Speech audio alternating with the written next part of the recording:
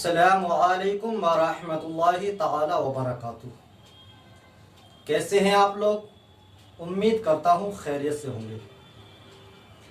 آئیے پھر میں آج آپ کے سامنے ایک سوال لے کر حاضر ہوا ہوں،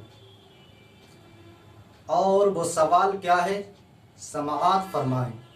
سوال یہ ہے کہ عورت کے کفن کی ذمہ داری کس پر ہے، سسرال والوں پر یا مائکے والوں پر؟ یہ سوال ہے۔ میرے دینی بھائیوں، دیکھیے کہ آج کل یہ عوام میں مشہور ہو چکا ہے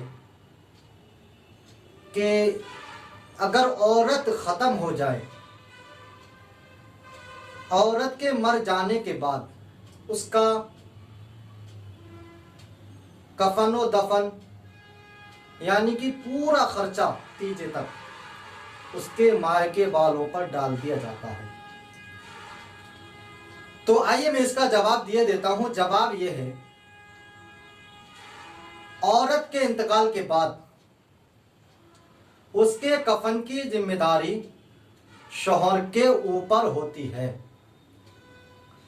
شوہر کے اوپر عائد ہوتی ہے، یعنی سسرال والے اس کو کفن دیں گے۔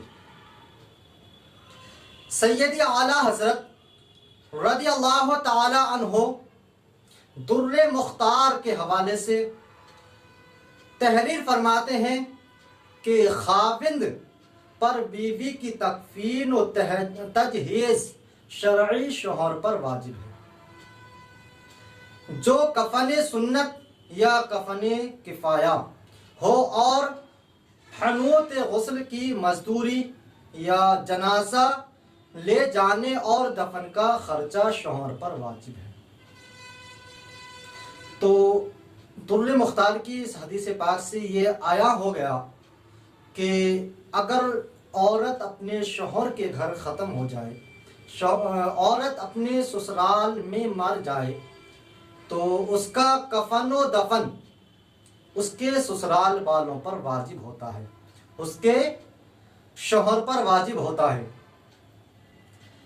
اب یہاں ایک سوال اور کھڑا ہوتا ہے کہ اگر عورت سے پہلے اس کا شوہر ختم ہو جائے تو اس کا کفن و دفن کون کرے؟ تو اس کا کفن و دفن پھر اس کی اولاد کرے، یا پھر اس کا جو رقم اس کے زندہ ہونے پر جو اس نے اکٹھی کی تھی اس سے کفن و دفن کا انتظام کیا جائے۔ لیکن حالانکہ بات یہی آ کر رک جاتی ہے کہ اس کے سسرال والوں پر، اس کے شوہر پر اس کا کفن و دفن واجب ہوتا ہے۔ لیکن آج ہماری سماج میں اتنی غلط فہمیاں پھیل چکی ہیں کہ جب عورت مر جاتی ہے اور اس کے کفن و دفن کا انتظام ہوتا ہے تو حالانکہ اس کے مائکے والوں کو بلایا جاتا ہے، اس کے مرنے کی خبر مائکے والوں کو دی جاتی ہے، اور اس کے ماں باپ یا بھائی بہن دوڑے ہوئے چلے آتے ہیں، اور پھر ان پر سوال یہی رکھا جاتا ہے کہ اس کے کفن و دفن کا انتظام کریں۔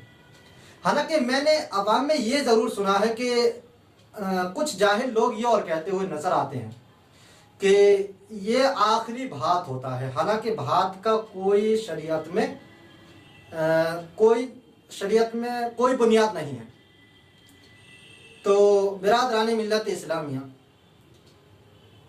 جب اس کے مائکے والے آتے ہیں، ان سے یہ سوال کیا جاتا ہے کہ اس کے کفن و دفن کا انتظام کیا جائے، اس کے تیجے کا انتظام کیا جائے، تو اس کے مائکے والے اگر مالدار ہیں تو وہ اپنی جیب سے نکال کر دے دیتے ہیں، اور اگر اس کے مائکے والے غریب ہیں، نادار ہیں، مفلس ہیں، تو ان پر یہ سخت گزرتا ہے، یعنی یہ ان کے لیے سخت، یعنی بہت بڑا کام ہو جاتا ہے۔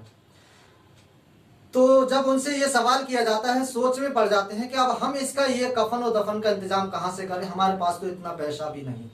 تو برادرانی ملت اسلامیہ، یہ آج ہمارے معاشرے میں، ہمارے عوام میں یہ غلط فہمیاں پھیل چکی ہیں کہ اگر وہ مفلس ہے، نادار ہے، غریب ہے، لیکن پھر بھی اس سے لینا لازم سمجھا جاتا ہے، اور نہ دے تو جبرن، یعنی زبردستی اسے تانے دے کے اس سے لینے کی کوشش کرتے ہیں، تو یہ تو اور بھی بڑا ظلم ہوا۔ تو برادرانی ملت اسلامیہ، میں آپ کو یہی بتاؤں گا اور آپ سے یہی کہوں گا کہ اگر آپ کے یہاں آپ کی بیوی کا انتقال ہو تو اس کے کفن و دفن کا خود انتظام کریں، اس کے مائکے والوں پر زور نہ ڈالیں۔ اگر ہاں اس کے مائکے والے اپنی خوشی سے نیکی کے لیے ثواب کی خاطر اپنی بیٹی کا کفن و دفن کا انتظام کر رہے ہیں، اگر شوہر کمزور حالات میں ہے تو، اگر شوہر کمزور ہے، اس کے پاس اتنا ذریعہ نہیں ہے کہ وہ اپنا خود کفن و دفن کا انتظام کر سکے، تو اس سے بہتر یہی ہوگا کہ اس کے مائکے والے خود اپنی خوشی سے ثواب کی خاطر اپنی بیٹی کا کفن دفن کر دیں، بہتر ہوگا، لیکن جبراً ان سے نہ لیا جائے۔ حالانکہ بہتر یہی ہوگا کہ شوہر خود اپنی جیب سے اس کے کفن و دفن کا انتظام کرنے کی کوشش کرے۔ واللہ ورسول عالم بالصواب۔ السلام علیکم ورحمۃ اللہ تعالی وبرکاتہ۔ میں نے یہ ویڈیو بنائی، آپ تک پہنچائی، اب آپ کا حق بنتا ہے کہ اس ویڈیو کو آگے زیادہ سے زیادہ شیئر کریں تاکہ لوگ اسے دیکھیں اور کچھ سبق حاصل کرنے کی کوشش کریں۔